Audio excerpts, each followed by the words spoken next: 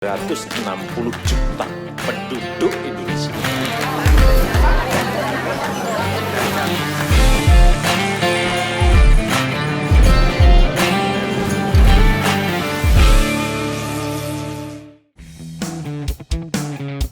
Apa itu satelit?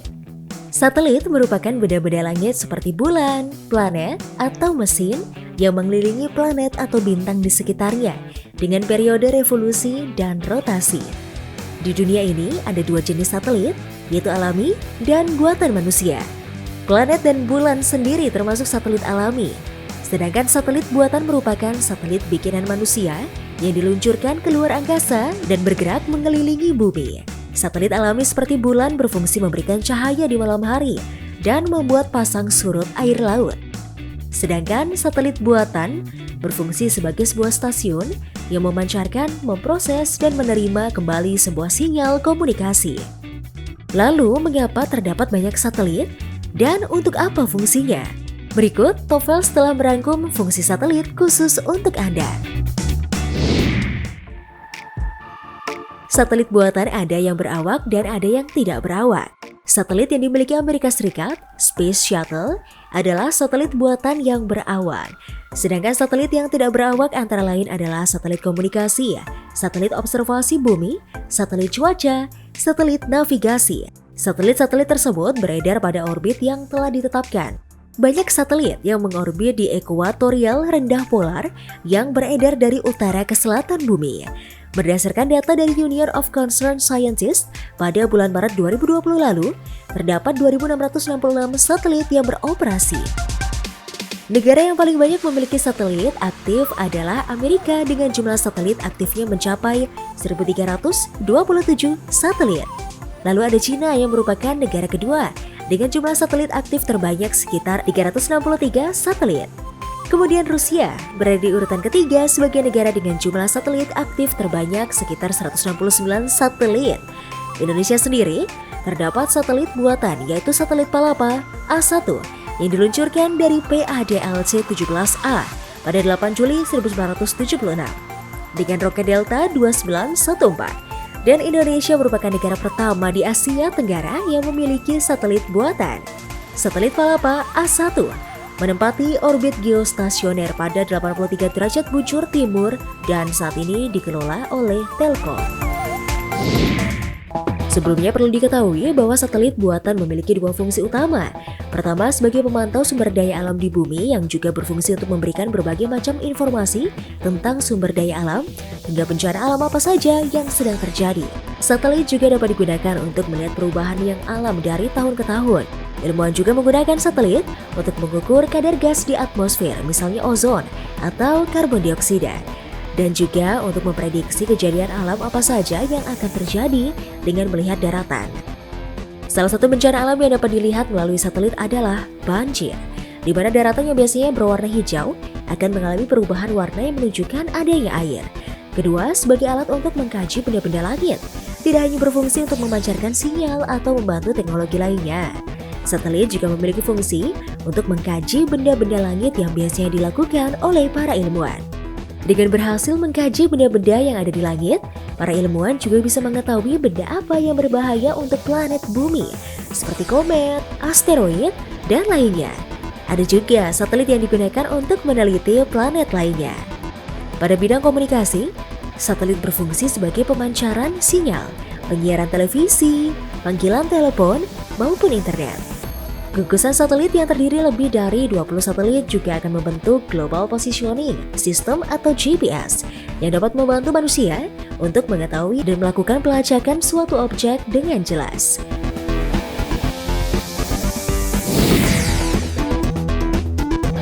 Itu dia beberapa fungsi serta negara yang memiliki satelit terbanyak di dunia versi TOEFL.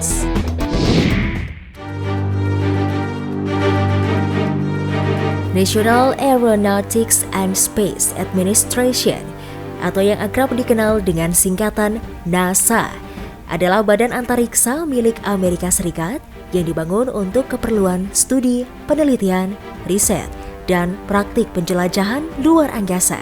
Kendati demikian, NASA tidak hanya berkutat pada hal-hal di luar bumi, karena mereka sering melakukan studi tentang planet bumi itu sendiri. Badan antariksa ini pun kerap dikaitkan dengan isu-isu konspirasi dunia. Benarkah demikian? Berikut beberapa fakta mengenai NASA.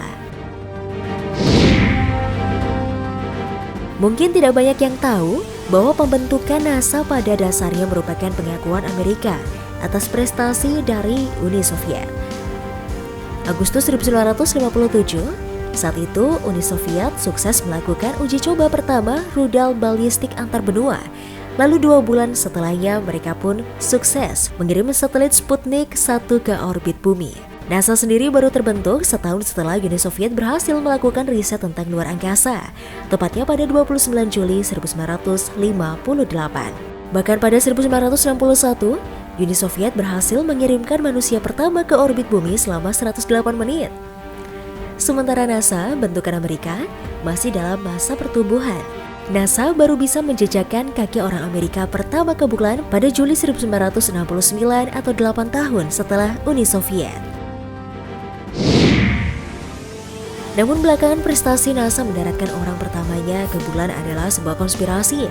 Bahkan menuding kejadian tersebut adalah hoax atau berita bohong. Untuk mencegah kabar terus merajalela, argumen mengenai hal tersebut pun langsung dipatahkan. NASA menunjukkan catatan dalam halaman Lunar and Planetary Institute bahwa ada bukti valid yang tidak terbantahkan mengenai misi pendaratan di bulan. Dengan adanya batu-batuan, pasir, dan debu dari bulan yang sudah diteliti oleh ratusan ilmuwan dari seluruh dunia. Kini NASA tengah berfokus pada penelitian di planet Mars. Mereka memang telah sukses mengirimkan beberapa wahana atau rover untuk menjelajah Mars. Dalam laman resminya, NASA juga selalu memberikan update yang didapatkan dari planet merah tersebut. Alat terbaru yang didaratkan NASA di Mars adalah Perseverance yang tiba di planet tersebut pada Februari 2021 dan masih melakukan penelitian hingga saat ini. Sudah barang tentu semua misi NASA membutuhkan biaya yang tidak sedikit. Bahkan dalam beberapa kasus, ada sebagian orang yang menganggap bahwa badan antariksa tersebut hanya membuang uang negara. Terlepas dari pro dan kontranya, harus diakui bahwa sampai saat ini NASA masih menjadi yang terdepan dalam hal riset, penelitian, dan eksplorasi luar angkasa. Itulah beberapa fakta mengenai badan antariksa milik Amerika. Semoga informasi ini bisa membuka cakrawala baru untuk kita semua.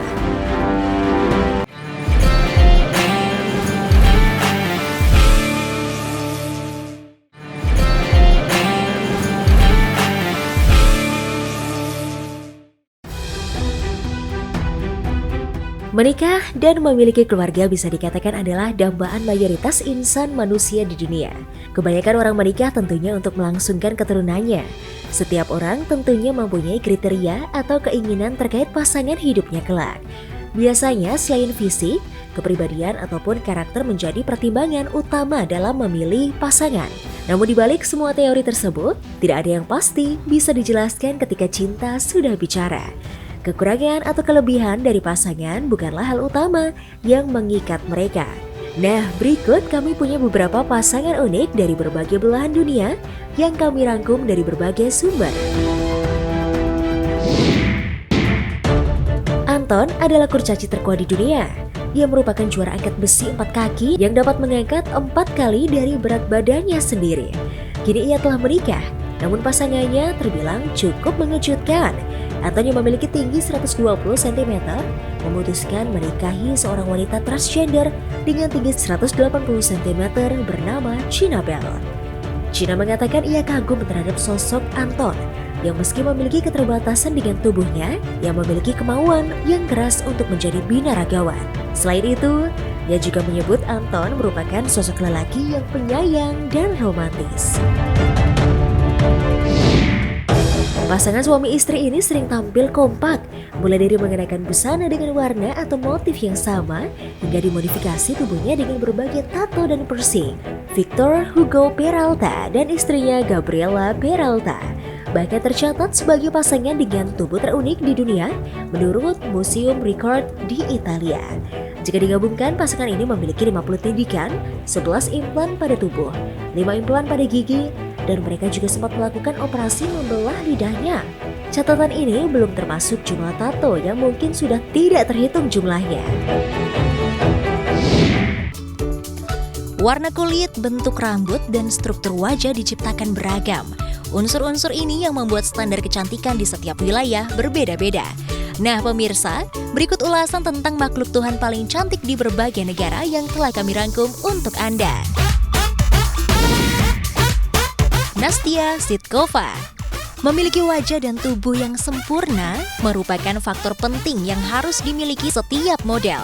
Akan tetapi, berbeda halnya dengan yang terlihat dari model bernama Nastya Sitkova. Gadis asal Ukraina ini memiliki kelainan pada kulitnya. Ia mengidap albino sejak lahir. Seluruh tubuhnya berwarna putih pucat dari atas kepala hingga ujung kaki, termasuk bulu mata dan alisnya.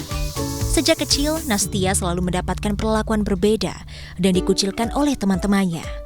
Jika dulu dirinya pernah dijuluki sebagai si muka pucat, kini Nastya justru mendapatkan banyak pujian dari warganet yang menjulukinya sebagai Princess of Ice. Nastya berhasil membuktikan setiap perempuan cantik dengan keunikan masing-masing.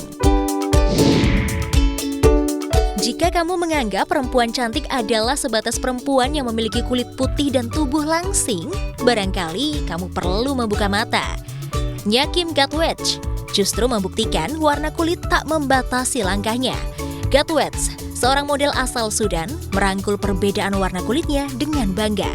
Gatwech memiliki kulit hitam yang berbeda dengan model-model lainnya. Kenyataannya, warna kulitnya yang berbeda ini justru menjadi nilai tambah untuk dirinya di dunia model. Model asal Sudan Selatan ini telah muncul mencuri atensi dan menjadi sensasi di internet. Karena memiliki kulit berwarna sangat gelap, ia kemudian dijuluki Queen of Dark. Nyakim dengan bangga menunjukkan sisi eksotisme kulit hitamnya. Seseorang yang terlahir dengan Down syndrome sering dipandang sebelah mata. Namun, tidak dengan Madeleine Stuart. Ia memiliki mimpi yang tinggi dan ibu yang hebat, Roseanne Stuart. Ibu Madeleine mengetahui bahwa putrinya ingin menjadi model.